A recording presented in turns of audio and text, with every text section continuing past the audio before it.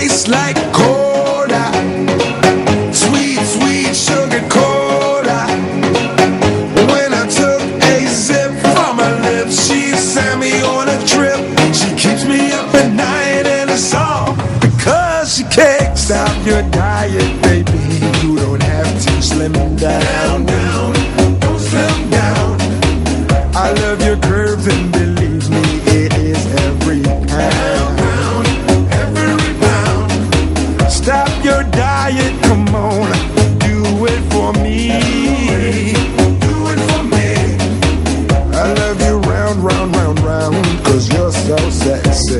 Oh yes, she is. She tastes like cola, cola, sweet, sweet sugar cola, cola. When I took a sip from her lips, she sent me on a trip.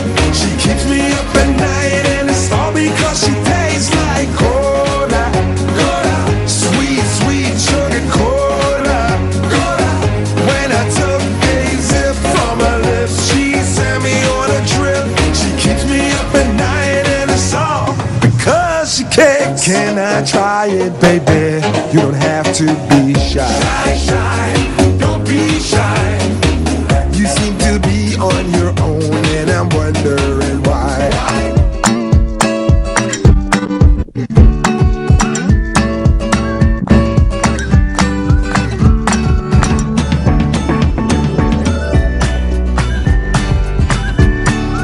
Welcome back to GMSL, and I have a very, very special guest with me.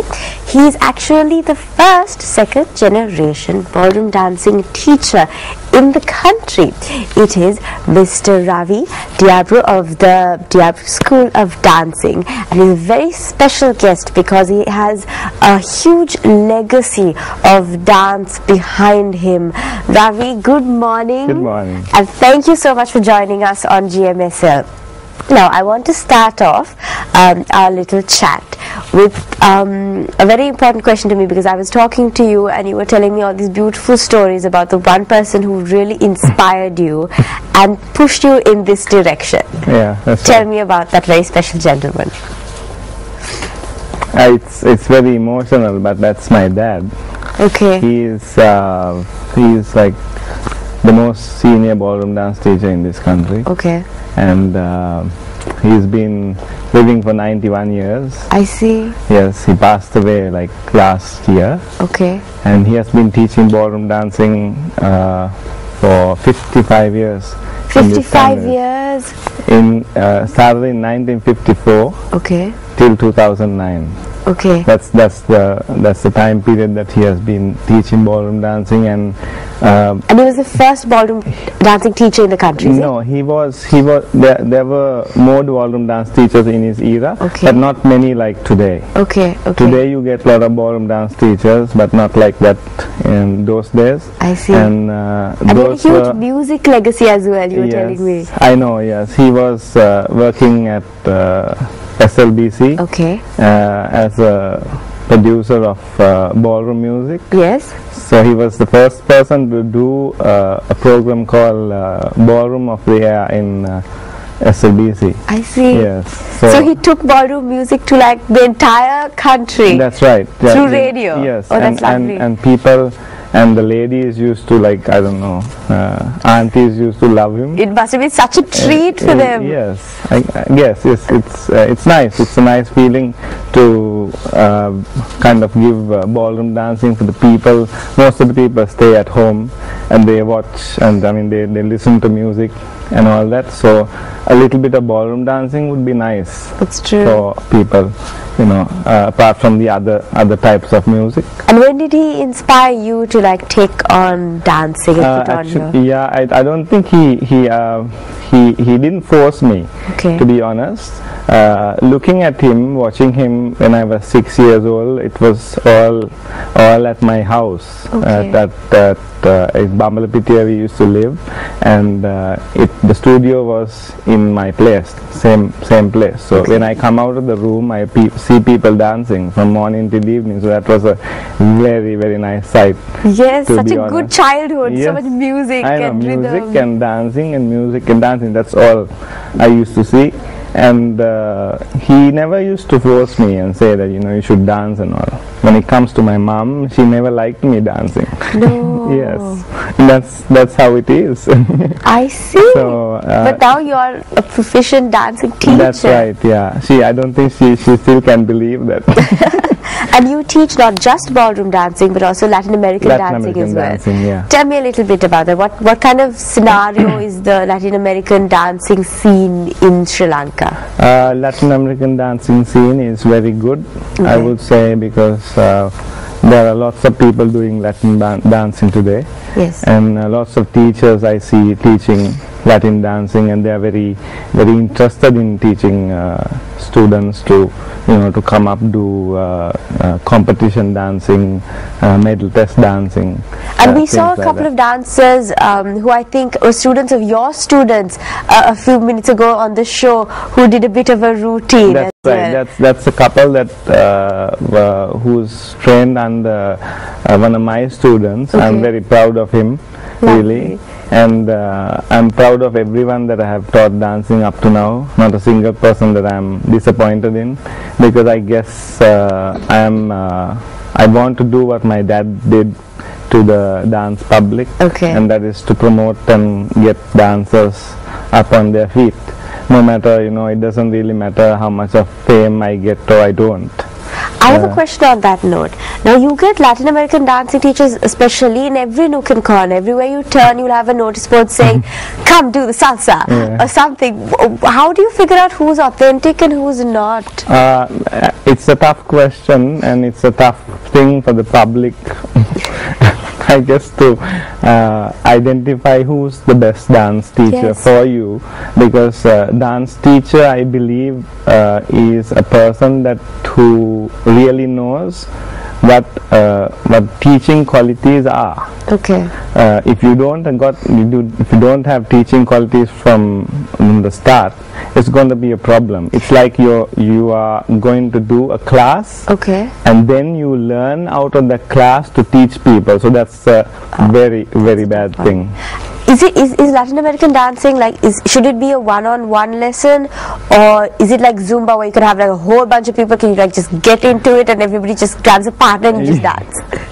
Yeah, that makes me laugh. Okay, what are the logistics of it?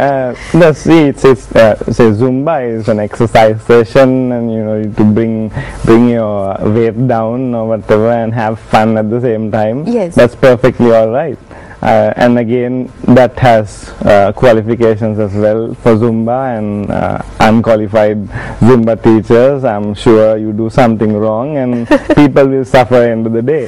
So it's not you will make your money. That's the bottom line. Yes. But it's the same thing with dance teachers also. You get a qualified lot to teach dancing in all around the world, in Sri Lanka also, and you get trainers who are not qualified but been good dancers for so many years. I see. And they become so popular, and people think that they can teach you.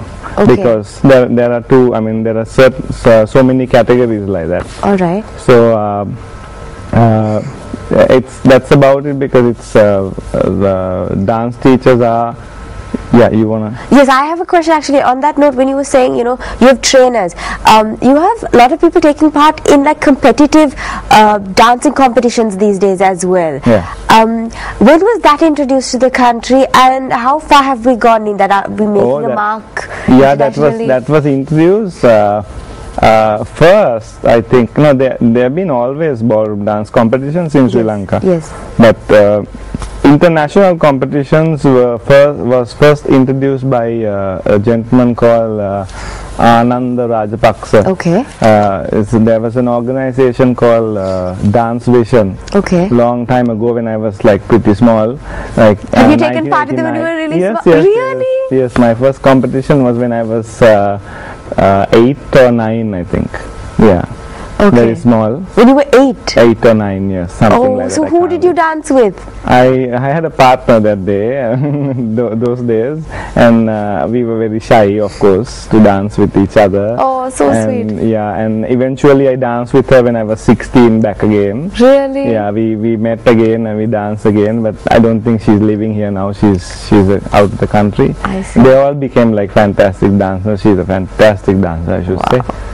And all people from that bunch of young ones and all, they're all great dancers. They all had that passion towards dancing, the commitment, everything, and they just became Ravi, good. you were talking about your partner that you danced with when you were like 8 and 16. Now, I want to. Sorry. Yes, no problem. I want to mention another name now. The current person who is doing ballroom dance competitions is a gentleman called Darshan Vijayasuriya. Okay. So he is the guy who does lots of dance competitions. But dance teachers also have started doing their own dance school competitions. Okay, so it's actually good. on a very professional level now. Yeah, which is good for the students. That's true. Students, because they get more competitions to dance, more exposure, and they get to dance against their opponents more often. That's true. And they get international competitions being held in Sri Lanka is very, very good. Again, because you don't get a chance to go out of the country. That's true. Because of the finance most of the time for the students. That's true. Because costumes and airfare and accommodation and everything, when it comes in one, it's like a huge amount. And unlike other countries, we don't have people to sponsor, and if sponsors don't come forward and do sponsoring and stuff like that. That's true. So it's their hard-earned money that they use for these things, and it's a tough thing for them. It's good that we have more competitions here rather than they have to travel abroad and so the dance scene in terms of the competition, everything, so it's quite a professional level. Yeah, it is because we now get international adjudicators to come here and do judging and stuff like that. So it's very good. It's in good levels of all levels are like good, fine. Only thing is that one disappointment I have is that with the dance teachers, of course. I see. Why is that? It's a pretty much of a disappointment that I see, because I am a dance teacher who doesn't take anyone's side, because that's what my father did. I guess I just follow the way that he used to see dancing and he used to do for ballroom Latin dancing. And it didn't seem like it was a profession only for your dad, like it was an art form. It was an art, it was like a lot of love, I would say. He used to have, he used to teach a couple, and sometimes that he used to, when they become like one of the best couples in the country or something like that, he sometimes comes home and thinks about it, and he becomes very emotional. So because that couple has like done so much and worked hard and all, but when he trains them, he's very tougher teacher. He doesn't pass you in exams and all. That's how he is. So that's what makes them so very disciplined. Yes. Very, like highly disciplined, I would say. He doesn't let anyone come into the dance studio without wearing shoes. No shorts, nothing. No, not like slippers and stuff like that. He'll most probably tell them to go home and come tomorrow. And you follow the same discipline? I do, because I think it's proper. Ballroom dancing is a very gentle thing.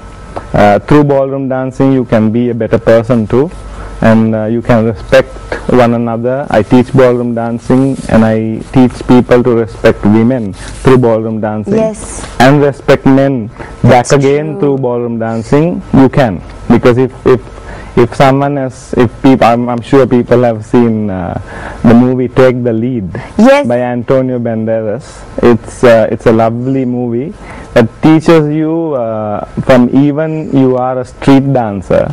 If you do a little bit of ballroom, your lives become much better. That's true, and you become more giving. That's actually my next question, because now for all the amateur wannabe dancers who want to give it a try, especially in terms of ballroom dancing and Latin dancing, especially for the ladies, I'm asking this question for all the ladies, like do you have to come into the class with somebody who is going to be your partner, and I mean, there's a lot of intimacy involved. It's a very intimate movement that is involved. Yeah. So, is it advisable to come with somebody, or can you are there like people that who are professional and who you can like learn your first few steps with? Yeah. How does it work really in the classes?